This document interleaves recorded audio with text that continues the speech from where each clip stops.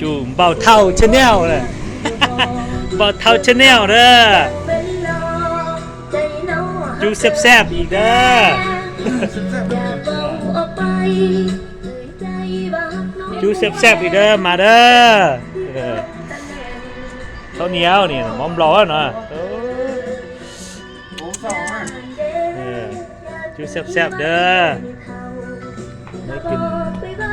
แกงจุ่มเลยนะจูแซ่บๆเด้อมาเด้อมาได้กินจูแซ่บๆเด้อเอา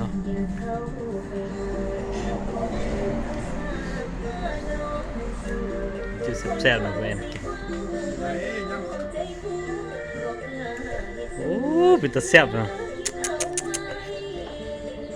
เอาเป็นตาแซ่บเลยเอามาเด้อมาเด้อวันนี้กินแซ่บๆเด้อกินจูแซ่บๆเด้อจะการเดี๋ยวละตัวละ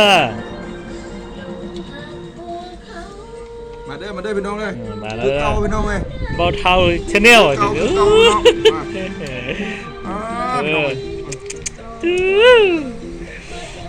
จะแซ่บเลยนะแซ่บๆเด้อ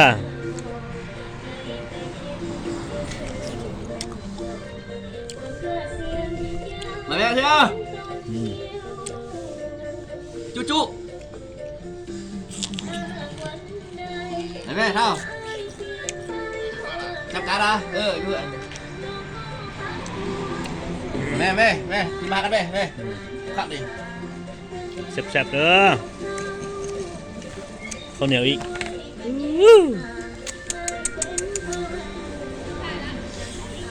ฮะ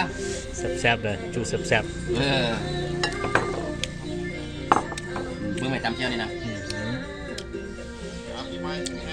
รอแห้ง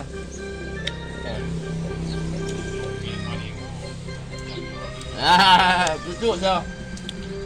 จูแซ่บๆเด้อเฮ้ยมา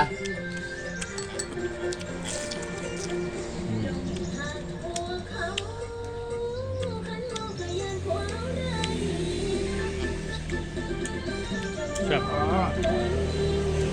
จูแซ่บๆเด้อ